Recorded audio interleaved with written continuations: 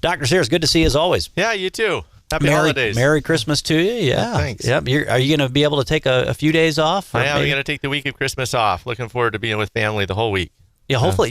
Didn't you go golfing last Christmas or something? Christmas Eve. Yeah, my son and I golfed at Lake Hills, and the last 2 holes it was snowing. So it was kind of like the state golf tournament this year. Yeah, exactly. I remember the kid. I can't remember if the kid was from Helena or what, but he was literally brushing off the snow to get his last little 4-foot putt in. It definitely went national that people in Montana golf in the snow. That's right. Well, you got to get it in while you can. I'm hoping to head out get some skiing in if I can over the break as well.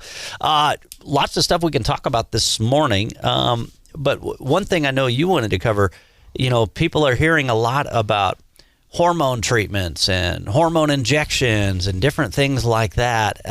So there's some things that you just want to make sure that people know before they rush in and get these types of things done. What are some other topics you think you might want to cover this morning? No, I think that's a really good place to start. And obviously if people call in, we can answer any of their questions. We can talk about the recent press release that kids really do need 8 to 10 hours of sleep. But I like to start with hormones. It's kind of the Christmas season, and people like to give gifts, and a lot of people are tempted to give hormone treatments or gift certificates to places offering hormone treatments, and people really need to be aware of what the side effects of those treatments are. Russ, good to hear from you. Did you have a quick question or comment for Dr. Scott Sears? Well, yeah, speaking of hormone therapy, as far as I knew, those kind of things were not legal. We used to call them steroids, and back in the 80s, you could get them readily, but then they banned them. Is there now legitimate ways for men to get a little boost in the testosterone? All right, good question. Yeah, Dr. Sears, yeah, and what's the difference between the stuff that used to be illegal or maybe it still is illegal? Explain that. Yeah, so it's a great question. So testosterone is legal to prescribe, and it used to be that, people would try and get their hands on testosterone for lots of reasons, and it makes sense, right? It builds muscle mass, it gives energy, it treats fatigue, it helps sexual function. And so people thought, well, I'll just get it. And then, of course, it was not, on the black market, it's not regulated very well. Prescription testosterone is very helpful. The problem is when people use testosterone or any other hormone, and we'll talk about a couple of the other hormones like thyroid and estrogen that people use, just because a hormone is natural, and that's a word that you'll hear out there a lot. Well, this is a natural hormone, so therefore it must be good. That's not true. There are a lot of natural substances that are toxic and poison. Rattlesnakes are natural. They occur in nature, and you don't want their venom in your blood. It's kind of like Boy Scout outdoor training, kind of 101, what plants to avoid. Exactly. But it's natural. Of course there's I a lot can of ingest natural it. things that are good for us. And normal amounts of testosterone are healthy. They do give energy. These hormones, these steroids, do have a beneficial effect. They help men develop muscle mass, right? They develop deeper voices, just like estrogen in women will shorten the vocal cords and give them a higher voice. In men, it will make the vocal cords longer and they'll have a deeper voice. It stimulates hair growth. It stimulates energy. It's important for sexual function. But when you use testosterone at higher than normal levels, it has serious side effects. In fact, on testosterone, there is what we call a black box warning. A black box warning is a warning that is required by law to be shared with the patient when they pick up a prescription for a medicine. On testosterone, it says that testosterone is known to be causal for increased risk of heart attacks. And that's true. If you take a man who has a normal level of testosterone in his bloodstream and he wants a boost of energy or a boost in muscle mass, and he takes higher than normal levels of testosterone, his risk of having a heart attack is much higher. His risk of having prostate cancer, much higher. His risk of having anger and rage issues, much higher. Back hair. Exactly. and it gets difficult because some men really have low levels of testosterone, and you really do need to have your testosterone level checked, and it needs to be fasting early in the morning, and we get a total testosterone and we get a free testosterone level. And we're able to tell by that level together with your symptoms, would you benefit from testosterone replacement? If you take someone with zero testosterone and you replace them to a normal level of testosterone with medication, do you increase the risk of prostate cancer? Absolutely. because a man with zero testosterone has virtually no risk of prostate cancer. That's why we castrate some men as a last resort treatment for prostate cancer.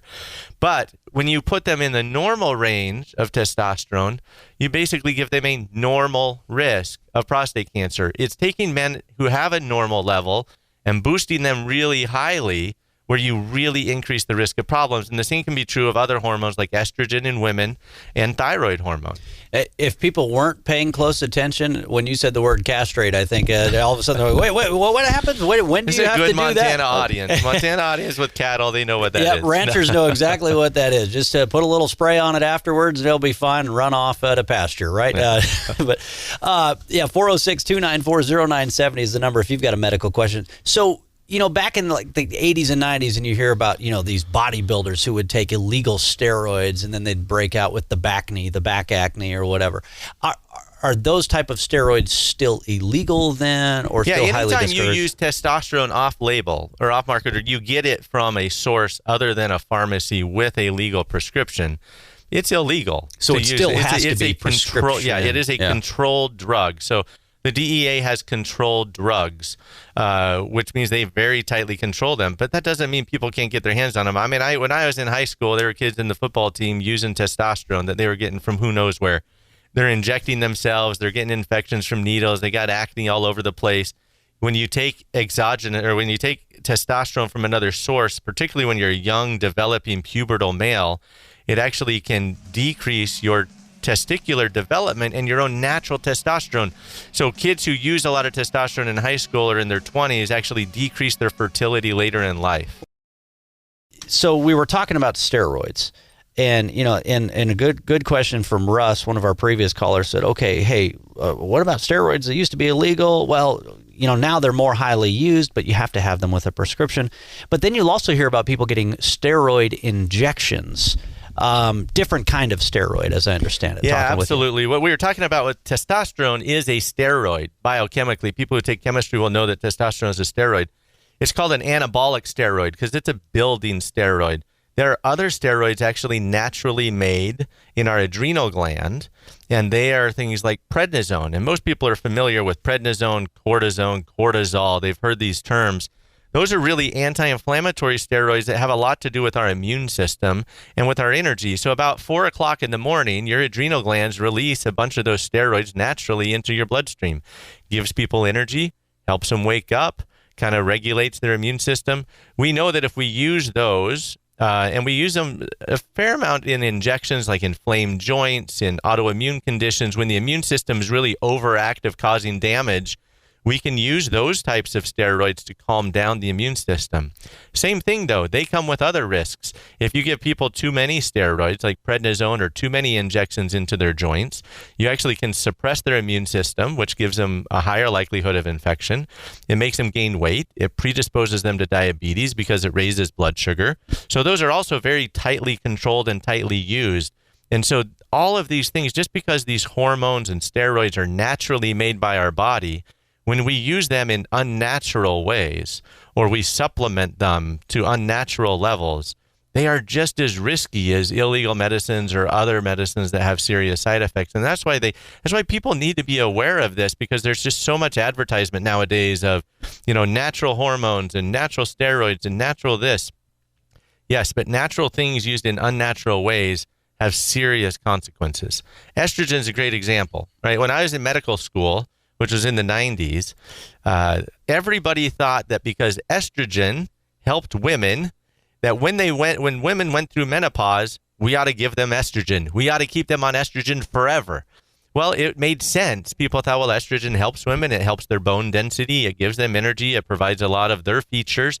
So we should just keep them on it. Well, then huge studies were done in the late 90s that showed that using estrogen after menopause actually can increase your risk of heart attacks, strokes, blood clots, a lot of serious things. We also know that women with breast cancer, one of the first things we check for is if they have estrogen receptors on their cancer, because estrogen can feed breast cancer.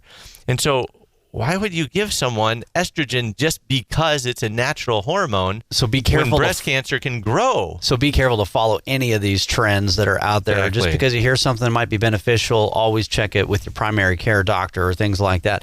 We've got more callers on the line here. Stacy in Billings, good to hear from you. Good morning, gentlemen. Morning. Got a question, kind of an overall question. What about like these 4-hour energies you see advertised, or these energy drinks at the convenience stores or grocery stores? Do they really work? The stuff on TV, Gen X or New Gen X, whatever it's called, for energy in the afternoon, does that stuff really work, and is it effective, or does it have side effects? I'm just kind of curious about that. Yeah, that's a great question. And let me start with kind of the old adage in medicine, which is first do no harm. And so I think your question of do these things have side effects should always be your first question with any natural medicine and with any prescribed medicine with your physician. What are the potential risks of taking this medication? Because we don't want to do harm. Well, with some of the energy drinks, I know even young men, athletic or military service members, as this has even happened to, they take those energy drinks overboard and can have heart attacks at a young age, right? And I don't even think it's limited to young people. We got all kinds of professionals in this community who have 4-hour energy every day. And multiple ones I've heard, after lunch at 1:30, they're treating their fatigue and they're going to drink a 4-hour energy. Does it work? Yeah, it works. It has sugar and caffeine, both of which give energy, right? Which is the reason why grandma says don't feed your kid bucket loads of candy, because if you give a kid a sugar surge, they're going to have a burst of energy. Caffeine does the same thing. Used to excess, which is different in everybody because it depends on what conditions you have. If you have a irregular heart rate that has a potential of going faster, you have a fast resting heart rate, and you feed yourself caffeine and sugar, you have a risk of making that a lot worse. And so, yeah, does 4-hour energy work? Yeah, they work. There are a lot of stimulants that work.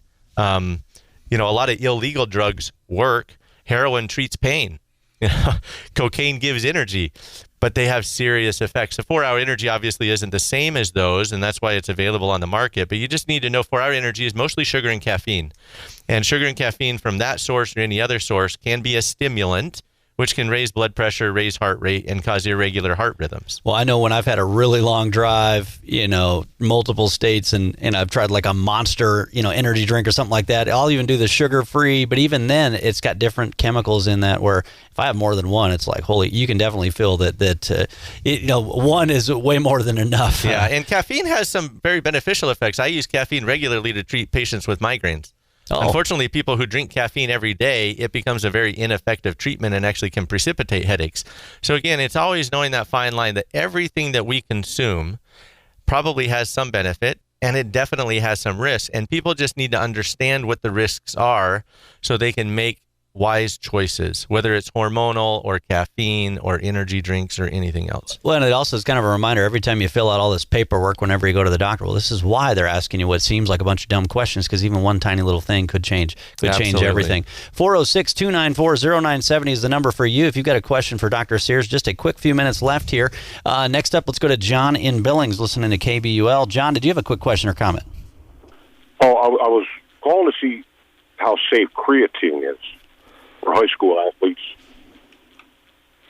Oh yeah, creatine. Okay, so good question about. So basically, people will do protein shakes, or if they want to build more muscle or more mass. Right. Yeah, so what people do is something they would use. Yeah. People who are trying to build muscles or help muscles recover after a vigorous workout, oftentimes, right, just the common thought would be, well, I'm going to feed my body the building blocks of muscle. Creatine is a building block of muscle. Protein is a building block of muscle. So therefore, if I've used a lot of muscle energy or I've, beaten up my muscles a little bit, I should help them by taking these supplements. There's a little bit of a stretch there, right? There hasn't been a good study that shows that just because you take the building blocks of something, how does your body then absorb that through the gut, get it into the bloodstream, deliver it to the muscles, and use it appropriately, right? The same thing is true of cartilage. People take glucosamine and chondroitin. They take all these supplements that are naturally occurring, and they think, well, the body can take it in and can actually make new cartilage out of it. And we know that's not true. But it makes sense to people, so they try it, and then some people benefit from it. Creatine and protein supplements can be beneficial after an exercise workout. Used to excess, they can actually clog up the kidney. So you have to remember that your kidney and your liver are big filters, and anything you take in excess, your body has to get rid of. And most of the way it gets rid of it is through the bowel or through the urine. And so your kidneys are very responsible for creatine. And if you're using massive amounts of it, you're going to have to filter that through your kidneys and pee it out. It's the same reason why people take a multivitamin every day. Their pee turns bright yellow. Why? Because your body doesn't need all those vitamins. So it's your flushing kidney it has out. to filter it, and it dumps it out in the urine, and you see it. Well, the same thing can happen with creatine and protein. So use it within reason. After a workout, 1 serving is appropriate. Using it to excess, having 5-6 servings a day to try and get huge, just doesn't make sense. You're overloading for kids, your at kidney. what age is it okay for them to start using, say, a protein shake or things like creatine? Some of these I supplements usually at tell a minimal people level. post-pubertal.